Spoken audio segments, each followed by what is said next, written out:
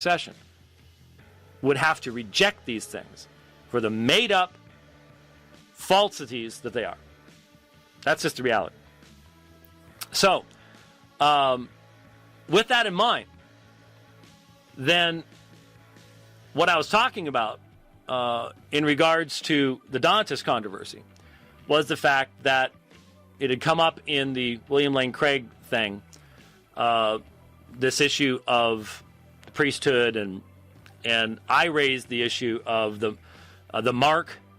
Remember, I played the segment from Catholic Answers where the mark's placed upon the soul of the priest. Where do you get that from? If those quotations I gave are accurate, you didn't get it from the apostles. You didn't get it from their immediate successors. You get it from a period of time where there had to be an ignorance of inspired scripture? Yeah. Because, see, priesthood is a common thing in the religions of man. It is the way of man to have priests who stand between God and man.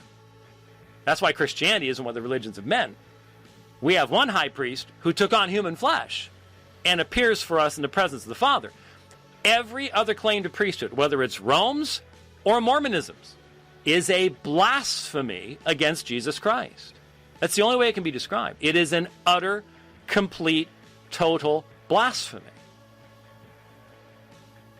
Some of the nicest Roman Catholic guys I know are priests, but when they call themselves an alter Christus, I have to look them in the eye with all the love of my heart and say, that's blasphemous. You have been deceived. You are not an alter Christus. I will never bow to you as an alter Christus. Never. And I will warn anyone else that their soul is in peril if they bow to you as an alter Christus.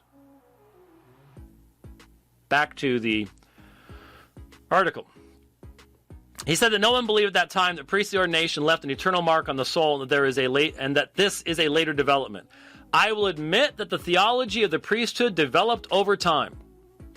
Appreciate that.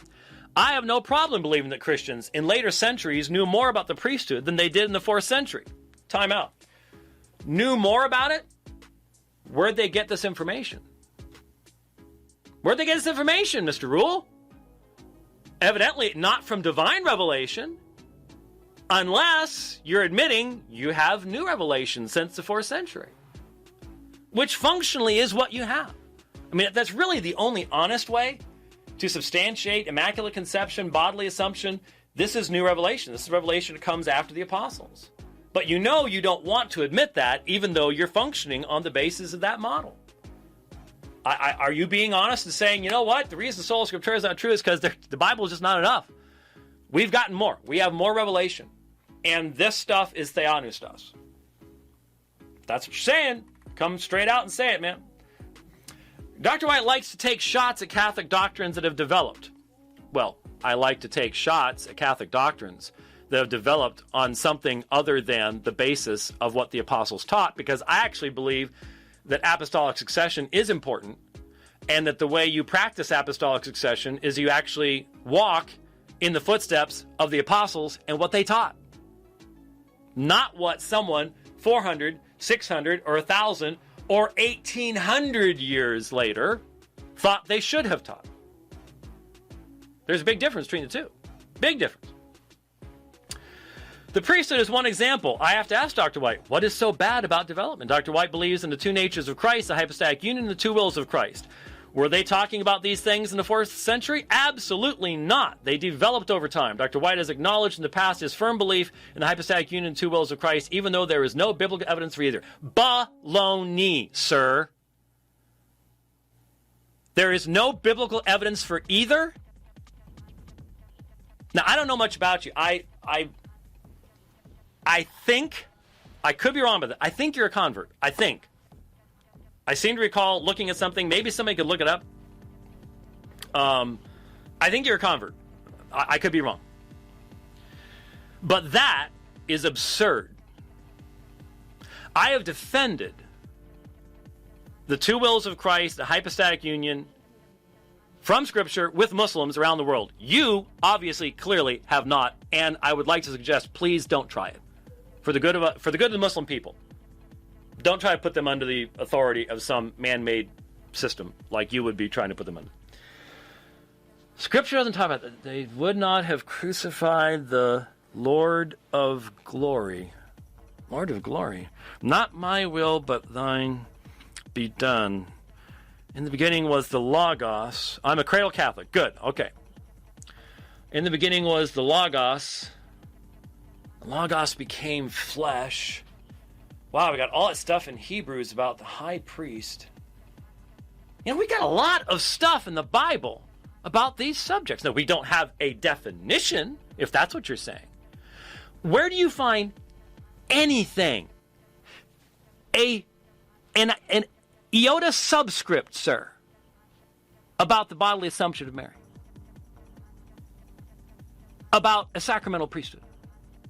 It's not there. It doesn't exist.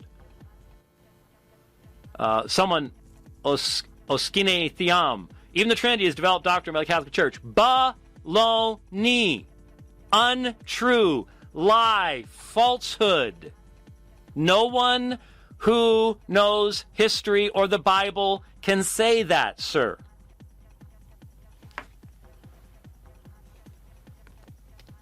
Proof. Documentation. Read. Respond. Refute. Can't. Try. This is called monosyllabic argumentation. James T. Kirk?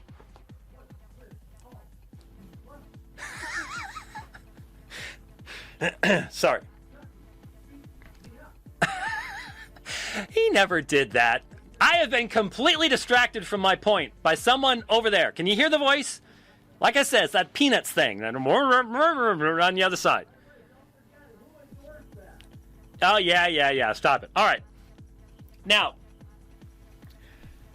clearly what we have here, and where Alan Rule just, again, gave us a wonderful example of the complete abandonment of any meaningful Christian defense of Scripture. I mean, I could sit here and start going through so many patristic citations that fly directly in the face of this. So many early church fathers would have looked at that and go, whoa, what are you talking about? Especially if they would have known all the stuff that this man believes that they hadn't even thought of yet, let alone confess to be part of the gospel. But you need to hear what's being said here, because what it fundamentally does, and the necessary direction of this, is to enslave the Christian conscience to the ultimate authority only of the papacy. Not even of church history